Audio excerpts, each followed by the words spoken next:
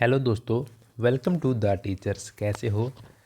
CDP subject ही ऐसा है कि आता भी 30 नंबर का है और हमें आता भी नहीं है ना। आए भी कैसे, लैंग्वेज ही ऐसी दे रखी होती है, पता ही नहीं चलता कि पूछ क्या रहा है और किस में से कौन सा क्या छांटना है और कैसे उत्तर देना है।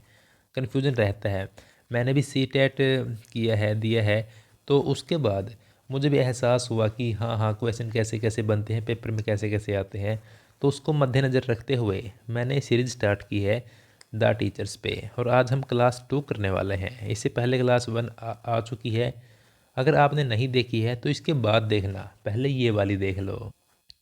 और उम्मीद है, भरोसा रखना आप कि सीडीपी अगर आपको आज तक समझ में नहीं आई है तो बैठो मेरे साथ में, 15 मिनट बैठो, फिर बताना कि आपको समझ में आई या आज भी नहीं आई। अगर नहीं आई दोबारा मत आना, अगर आई तो बल्ले बल्ले भाई। देखो, पहले क्वेश्चन से, भाषा शिक्षण का कौशल कहा जाता है। कोई भी लैंग्वेज सीखना, लर्निंग स्किल क्या होती है? सुनना, बोलना, पढ़ना और लिखना। जिस प्रकार अगर आप या कोई आपका दोस्त विदेश जाने की तैयारी कर रहा है, वो आइल्स या पीटी कर रहा है, तो वहाँ पर जो 4 टर्म होती हैं, 4 स्किल होती हैं, कौन कौन सी? लिसनिंग, स्पीकिंग, रीडिंग और राइटिंग। ये 4 होती है ना, तो ये ही 4 स्किल हैं किसी भाषा को सीखने की।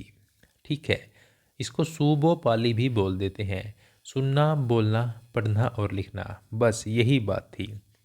और जब इनको सीखने की बात आती है तो ऐसा नहीं है कि एक इंसान अगर सिर्फ सुन रहा है तो वह सुन ही रहा है, नहीं, वह सुनकर कुछ कुछ बोल भी लेता है और कुछ कुछ वो पढ़ने या लिखने भी लग जाएगा, है ना। तो यह इंटीग्रेटेड है, यह प्रोसेस इंटीग्रेटेड है, यानी कि यह एकीकृत प्रक्रिया है ना। अगर पूछे कोई कि भाषा कैसे सीखी जाती है तो भाई एकीकृत इसका रूप है।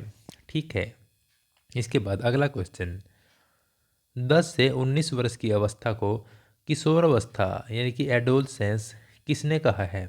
सभी मनोवैज्ञानिक बोलते हैं कि जो 12 से 18 की एज है वह एडोलसेंस किशोर अवस्था है। लेकिन जो विश्व स्वास्थ्य संघ है, WHO है, यह तो पूरे वर्ल्ड का है ना, यह बोला नहीं भाई रुको रुको, मैं पूरी दुनिया घूमता हूँ और तुम लोग सिर्फ एक पर्टिकुलर जगह पर देखकर, एक देश में देखकर ऐसा बोल दोगे कि 12 से 18 ही है एडोलसेंस की एज। नहीं भाई, मैं सभी जगह घूमता हूँ, तो कई जगह 2 साल पहले शुरू होता है और 1 साल बाद तक रहता है। इस कारण से आज से 10 से 19 वर्ष की अवस्था को हम बोलेंगे एडोलसेंस यानी कि किशोर अवस्था। कौन कहता है? सिर्फ WHO कहता है। ठीक है, इसके बाद बहुबुद्धि सिद्धांत, मल्टीपल इंटेलिजेंस किसने दिया?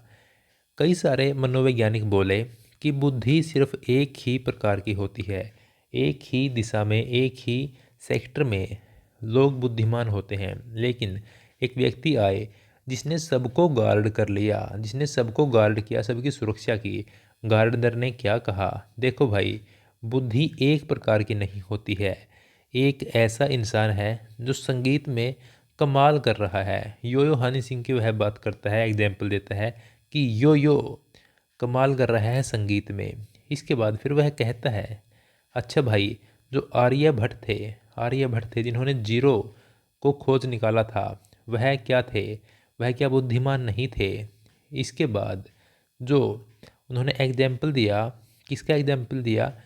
PM मोदी का, कि वो राजनीति में है, क्या वह इंटेलिजेंट नहीं है? फिर उन्होंने स्वामी विवेकानंद की, ओशो की, इनकी बात की। तो इस प्रकार सभी मान गए कि हाँ, गार्ड बढ़िया कर रहे हैं, ये सबको सुरक्षित कर रहे हैं। तो गार्डनर ने मल्टीपल इंटेलिजेंस का सिद्धांत दिया। इसके बाद भाई देखो, मिड डे मील की योजना कब शुरू हुई थी? मिड डे मील होता क्या है? जो स्कूलों में दोपहर के समय बच्चों को खाना मिलता है। अभी होता क्या था कि 8 से 3 तक बच्चे स्कूल में रहते थे, बीच में होती है लंच टाइम, होता है लंच ब्रेक, होता है आधी छुट्टी होती है, लेकिन उसमें बच्चे घर जाएं ना जाएं, और अगर घर चले गए तो फिर वापस ना आएं। आप भी नहीं आते होगे, मुझे पता है ना। तो इसी कारण से सरकार ने एक योजना लागू की। कब? 1995 में, 1995 में, कि अब से बच्चों को हम खाना यहीं खिलाएंगे भाई, बच्चों को स्कूल में ही हम खाना खिलाया करेंगे। 1995 में, और पहला राज्य था तमिलनाडु। एक्चुअली में हुआ क्या था कि सरकार से भी पहले तमिलनाडु ने अपने स्तर पर इस स्कीम को लागू कर दिया था। कि तमिलनाडु में ऐसा हुआ था कि सबको लड्डू लड्डू स्टार्टिंग में मिलने लग गए थे, और यहीं से यह स्कीम शुरू हुई थी। लेकिन 1995 में सरकार इतनी खुश हुई कि बोली चलो भाई पूरे देश में ही इसको लागू कर दिया जाता है। इसके बाद देखो एक प्यारा सा क्वेश्चन आ गया, ध्यान से समझना, अच्छा क्वेश्चन है। यदि कोई शिक्षार्थी विद्यार्थी अपेक्षित उपलब्धि यानी कि एक्सपेक्टेड अचीवमेंट हासिल नहीं कर पा रहा है, तो कारण जानने के लिए किस प्रकार का परीक्षण किया जाना चाहिए? तो बताएं बताएं, हमें कारण जानना है ना। ठीक है, रचनात्मक तो नहीं होगा, निदानात्मक नहीं होगा, क्योंकि पहले हमें कारण जानना है। हाँ, निदान भी तो यही होता है। उपचार और निदान, इनमें कंफ्यूज मत होना, उपचार बाद में होगा। बिल्कुल बिल्कुल, निदानात्मक यही होगा। डायग्नोस्टिक इसको बोल देते हैं। देखो, पहले निदान निदान होगा, यानी कि उसका पता लगाया जाएगा। क्या लिख रहा हूँ मैं, निदान नहीं लिखना है भाई, निदान लिखना है। ठीक है, पहले उसका निदान होगा, फिर उसको उपचार दिया जाएगा। तो DR है ना, डॉक्टर भी आप इसको बना सकते हैं कि पहले डायग्नोस्ट किया, उसके बाद रेमेडी दी गई। ठीक है, योगात्मक भी नहीं होगा, तो होगा निदानात्मक, पता लगाने के लिए। ठीक है, अच्छा क्वेश्चन था। अगर आप ऐसे क्वेश्चन भी सोल्व कर लेते हैं तो आप एक अच्छा स्कोर लेकर आएंगे पेपर में, ये मेरी गारंटी है। अब देखो, वाइगोत्स्की का समीपस्थ विकास क्षेत्र zone of proximal development ZPD संदर्भित है। कौन सी परिभाषा फिट बैठती है इसके लिए? पहले मैं आपको थोड़ा सा बता दूं कि ZPD किसे कहा गया है। अगर आपको मालूम है तो अच्छी बात है, आपका रिवाइज हो जाएगा। अगर आपको नहीं मालूम है तो आपको अभी पता लग जाएगा। देखिए, आप पढ़ना चाहते हैं लेकिन आपको पढ़ने में दिक्कत आती है, आपको CDP समझ में कम आती है, लेकिन आप चाहते हैं कि CDP आपको समझ में आए। इसी कारण आप द टीचर्स की इस क्लास पर पहुंच गए जहां पर मैं आपसे डिस्कस कर रहा हूं। तो हो सकता है कि मुझे आज आपसे इस टॉपिक पर ज़्यादा पता है, हो सकता है कल आपको हो जाए, लेकिन आज मुझे ज़्यादा पता है। तो आप मुझसे सीख रहे हैं, तो मैं यहाँ पर आपको सिखा रहा हूँ। तो मैं यहाँ पर MKO मोर नॉलेजेबल अदर हूँ, क्योंकि मुझे अभी नॉलेज आपसे ज़्यादा है। ठीक है, और जो मैं आपको सिखा रहा हूँ, आपकी हेल्प कर रहा हूँ, क्योंकि आप सीखना चाह रहे हैं। तो इस जो मैं आपकी हेल्प कर रहा हूँ, तो यह स्कैफोल्डिंग कहलाएगी। यह मदद है जो स्कैफोल्डिंग कहलाएगी। ठीक है, स्कैफोल्डिंग कहलाएगी। और जिस दायरे में आपकी मदद कर रहा हूँ, शिक्षा के क्षेत्र में गैजेट्स की हेल्प से मैं आपकी हेल्प कर रहा हूँ, तो यह जो जोन है यह कहलाएगा ZPD zone of proximal development. बात समझ में आ गई? अब देख लो, ऑप्शन ए कह रहा है बच्चा स्वतंत्र रूप से क्या सीख सकता है। नहीं, इस बात को हम नहीं मानेंगे। बच्चा स्वतंत्र रूप से क्या नहीं सीख सकता? नहीं, बच्चे की अकेले की तो बात हो ही नहीं रही है। बच्चा किसी ज्ञानी व्यक्ति की सहायता से क्या सीख सकता है? एग्जैक्ट, बिल्कुल सही पकड़े हैं। बच्चा किसी ज्ञानी व्यक्ति की सहायता से क्या नहीं सीख सकता? नहीं, ये भी नहीं है। तो ऑप्शन सी सही हो जाएगा। बच्चा किसी ज्ञानी व्यक्ति की सहायता से क्या सीख सकता है, यह वाइगोत्स्की का ZPD सिद्धांत है। जो अच्छा, जो आपको ये भी याद कर लेना है कि बच्चा अगर किसी की सहायता से सीख रहा है तो वह समाज में ही तो सीख रहा है, और सामाजिक बातें कौन करते हैं? गोत्र से गोत्र, गोत्र से वाइगोत्स्की करते हैं। ठीक है, इसके बाद अगला क्वेश्चन देख लो, कौन सा कथन सत्य है? ऐसे से क्वेश्चन PRT लेवल पर आते हैं। जो PRT होती है ना, यानी कि 5वीं क्लास तक पढ़ाते हैं जिसमें, उसमें ये क्वेश्चन आते हैं। चींटियाँ एक स्मेल से एक लाइन में चलती हैं। बिल्कुल सत्य है। चींटियाँ जो आगे पीछे चलती हैं ना, एक दूसरे के पीछे पीछे पीछे पीछे, तो ये स्मेल के कारण करती हैं। ठीक है, बाज की निगाह इंसान से 4 गुना होती है। ये भी बिल्कुल राइट है। बाज की निगाह इंसान से 4 गुना तेज होती है। बाज की भी, चील की भी, गिद्ध की भी। पक्षी एक साथ 2 चीज़ों पर फोकस कर सकते हैं। ऐसा कैसे पॉसिबल है? इंसान तो एक समय में एक ही चीज़ पर फोकस कर सकता है, कैमरा भी तो ऐसा ही है। एक जगह फोकस किया पीछे ब्लर हो गया, पीछे फोकस किया आगे ब्लर हो गया, क्योंकि कैमरा इंसान की आंख को देखकर ही बनाया गया है। लेकिन पक्षी एक साथ में दो चीज़ों में फोकस कैसे कर सकते हैं भाई, क्योंकि जो पक्षी है उनकी आंखें दोनों तरफ होती हैं, है ना। तो एक आंख से देखा इस साइड का, दूसरी आंख से देखा उस साइड का, इस कारण से ये सत्य है, तीनों बातें सत्य हो गई।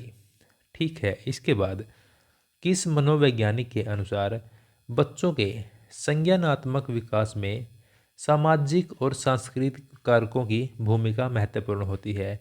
जहाँ पर भी सामाजिकता की बात आए तो पॉसिबिलिटी है, संभावनाएं बनती हैं कि वाइगोत्स्की के बारे में बात हो रही है। वाइगोत्स्की कौन है? वाइगोत्स्की एक साइकोलॉजिस्ट है, मनोवैज्ञानिक है। वाइगोत्स्की शब्द में एक गोत आता है और गोत से होता है गोत्र, और गोत्र होता है समाज में। तो सामाजिकता की बातें कौन करते हैं? वाइगोत्स्की करते हैं। इसके बाद अगला क्वेश्चन देख लो। वह शिक्षा जो करके सीखने को बढ़ावा देती है और सीखने के लिए विद्यार्थियों की उनके वातावरण के साथ अंतःक्रिया सुनिश्चित करती है। अंतःक्रिया क्या होता है? जो इंटर रिलेटेड होती है, इंटरकनेक्ट होती है, वह सुनिश्चित करती है। वह क्या कहलाती है? देखो, इसको बोलते हैं प्रगतिशील शिक्षा। जब बच्चा सीखने को बढ़ावा दे रही है बच्चे को, और बच्चा अंतःक्रिया कर रहा है वातावरण के साथ, तो उसकी प्रगति तो होगी ही ना। तो प्रगतिशील शिक्षा इसको बोल देते हैं। ऐसा ही एक शब्द मिलता है समावेशी शिक्षा, और ऐसा आपको इसके साथ ही मिल जाएगा, ऑप्शन में ही मिल जाएगा आपको समावेशी शिक्षा। इसका क्या तात्पर्य है? जिस प्रकार समावेश शब्द होता है कि समावेश कर लेना सभी के लिए, है ना, मिलजुल कर रहना, ऐसी फीलिंग आ रही है ना। तो सभी बच्चों के लिए शिक्षा इसका अर्थ होता है। समझ गए ना। देखो, अमीर का लड़का हो या गरीब का, विद्यालय के अंदर तो वो एक जैसी ड्रेस पहनेगा और सभी को शिक्षा एक स्थान पर ही प्राप्त होगी। एक समान शिक्षा या सभी बच्चों के लिए शिक्षा कहीं तो उचित होगा। इसके बाद अगला क्वेश्चन देख लो। दृष्टिबाधित विद्यार्थियों के लिए कौन सी शिक्षण सामग्री उपयोगी नहीं है? दृष्टिबाधित यहाँ पर ब्लाइंड को कहा गया है। ठीक है, जो दोस्त इंग्लिश मीडियम से हैं वो भी जान गए। अब देखो, उनके लिए उपयोगी क्या नहीं है? ब्रेल सामग्री। ये होती है ब्रेल, यानी कि हाथ से स्पर्श करके, टच करके जानना कि क्या लिखा हुआ है। तो ये तो बिल्कुल सही है भाई, ये तो। और बोलती किताबें जिससे वो सुन सकें, है ना, वो भी सही है। अगर उनको दिखाई नहीं दे रहा तो कम से कम वो सुन तो सकेंगे। फिल्म स्ट्रिप्स, यह मुझे डाउट लग रहा है। चलो चौथा और देख लेते हैं। उभरे हुए मानचित्र, ये भी ब्रेल जैसे ही हो गया, तो ये भी ठीक है। फिल्म स्ट्रिप्स ज़्यादा उपयोगी देखने के लिए है, और दिखाई तो इन भाई साहब को देता है ही नहीं, तो इसलिए ऑप्शन सी हो जाएगा राइट आंसर कि ये उपयोगी नहीं है। इसके बाद अभिकथन कक्षा 5 तक सोशल स्टडीज़, साइंस और एनवायरनमेंट अलग से नहीं पढ़ाए जाते। बिल्कुल सत्य बात है। अच्छा, कारण देख लो। इन सभी विषय को इन सभी विषयों को ईवीएस में ही समाहित कर दिया जाता है। बिल्कुल सत्य है। 5th क्लास तक आपने भी नहीं पढ़े होंगे, अलग से साइंस नहीं पढ़ी होगी, अलग से आपने सोशल स्टडीज़ नहीं पढ़ी होंगी। एक ही होती है ईवीएस, उसी में सभी को समाहित कर देते हैं ताकि बच्चा सिर्फ अपने परिवेश से सीखे। वह ज़्यादा साइंटिफिक अभी न हो, उसके पास अभी पूरी आगे लाइफ पड़ी है, उसमें हो जाएगा। आगे देखो, ईवीएस के थीम्स में नहीं है। ईवीएस में चैप्टर्स नहीं होते। ईवीएस में 6 मुख्य थीम्स बनाई गई हैं, है ना। हाँ, थीम्स को हिंदी में भी थीम्स ही बोलेंगे। ठीक है, तो 6 मुख्य बनाई गई हैं। इसमें कौन कौन सी हैं? पहली है फैमिली एंड फ्रेंड्स, दूसरी है वोटर, तीसरी इसमें फूड है, चौथी कौन सी है? चौथी हो गई शेल्टर, और पांचवी हो गई टूर ट्रैवलिंग की, और छठी कौन सी हो गई? Things we make and do. तो ये 6 थीम हैं ईवीएस के लिए। तो इनमें से कौन सी नहीं है यहाँ पर? वर्क एंड प्ले इसमें नहीं है, क्योंकि यह सब पार्ट हो जाएगा पहले ही। दूसरी का या पहले का बताओ? पहले का ही होगा ना। ठीक है, तो जो ये है यही राइट आंसर हो जाएगा कि ये नहीं है। अच्छा, ये बच्चे को नन्हा वैज्ञानिक किसने कहा? तो प्याजे ने कहा था नन्हा वैज्ञानिक बच्चे को, क्योंकि बच्चा कभी प्याज उठा रहा था, कभी कुछ कर रहा था। ये काफ़ी इम्पोर्टेंट क्वेश्चन था 13वां। ठीक है, इसके बाद कक्षा में अध्यापक को कैसा होना चाहिए, मोस्ट इम्पोर्टेंट है। पेडागोजी के ऐसे ऐसे क्वेश्चन आते ही आते हैं। तानाशाह होना चाहिए, बिल्कुल नहीं, तानाशाह कौन होने देगा आपको। बच्चों का बॉस होना चाहिए, नहीं, आप एक अध्यापक हैं, बॉस नहीं है। दंड का प्रयोग करते रहना चाहिए, नहीं, यह भी गलत है। बच्चे को सक्रिय यानी कि एक्टिव रखना चाहिए, बिल्कुल ठीक है, राइट आंसर हो जाएगा ऑप्शन डी। बच्चा तो सेंटर में ही है ही यार, बच्चे को ही तो केंद्र में रखना है। ठीक है, क्वेश्चन नंबर 15, आज का लास्ट क्वेश्चन। अगर एक बच्चा कक्षा में झिझक महसूस कर रहा है तो ये संकेत है या लक्षण है। उसने कुछ गलत किया है, नहीं, यह जरूरी नहीं है उसने गलत किया है कुछ। वह चीज़ें चुरा रहा है, नहीं, ऐसा भी नहीं है। वह अन्य बच्चों के साथ अभी संतुलित नहीं हुआ है, यह ठीक हो सकता है। ऑप्शन डी भी देख लेते हैं। वह फीस नहीं भर सकता, यह बिल्कुल भी नहीं है। अच्छा, एक खास बात क्या होती है यहाँ पर, किसी भी क्वेश्चन का जो थ्योरी वाले हैं वो तो ठीक है, लेकिन पेडागोजी में जो पेडागोजी आती है उसमें कोई भी आंसर बिल्कुल सटीक नहीं होता कि यही ठीक है। चारों ऑप्शनों में से जो आपको ठीक लगता है, जो चारों में से बेटर है ना, कहते हैं ना कि चलो इनसे ये भला है, तो वो भले वाला ही चूज करना है। अब देखो, अगर यहाँ पर इससे भी बेटर कुछ होता तो हम उसको चूज कर लेते हैं। जैसे अभी यह यहाँ पर यह है कि वह अन्य बच्चों के साथ संतुलित नहीं है, तो यह बिल्कुल सही है। लेकिन झिझक में और भी कुछ आ जाएगा कि वह उसका बैकग्राउंड अच्छा नहीं होगा, या ऐसी बातें कि देखो, वह झिझक महसूस कर रहा है, क्यों कर सकता है, हो सकता है कि जो वह पहले किसी विद्यालय से आया है उसमें ज़्यादा ओपन एनवायरनमेंट ना हो, है ना। तो मेनली इसी के आसपास घूमेगा कि वह अभी यहाँ पर ज़्यादा ओपन नहीं हुआ है ना, उसकी अन्य से अभी जान पहचान नहीं हुई है, या वह अभी अपने आप को ज़्यादा कंफर्ट महसूस नहीं करवा रहा है। यही बातें हैं, इसके आसपास ही रहेगा, लेकिन बिल्कुल सटीक आंसर नहीं होता है। अच्छा, अब आप बताओ, सीडीपी के जो 15 क्वेश्चन आज हमने किए हैं आपको कैसे लगे। आपको इसका जवाब बताना है कमेंट बॉक्स में। देखो, अगर आपने आज क्लास की है, हमने जो मेहनत की है उसका आपको फल तो देना है ही ना, देना चाहिए भी, ताकि मुझे पता लगे कि पढ़ाने का मेथड कैसा है, या आप लोगों को बातें समझ में आती भी हैं ऐसी बताई हुई, या आप किसी और तरीके से पढ़ना चाहते हैं। मेरे ख्याल से आपको आज बातें समझ में आई होंगी और पढ़ाने का लहजा आपको अच्छा लगा होगा, है ना। इस अगर आपने क्लास 1 नहीं देखी है तो क्लास 1 भी देखिए, क्लास 3 भी देखिए, पूरी की पूरी प्लेलिस्ट चेक कीजिए। और मैं सच कहता हूँ, अगर आपने आज ये 15 क्वेश्चन किए हैं, आपको समझ में आए हैं, तो ये बिल्कुल ऐसा मटेरियल है जो सीडीपी में आता ही आता है। क्योंकि बिल्कुल जो टफ लैंग्वेज होती है उसको आसान बनाकर हम लाए हैं।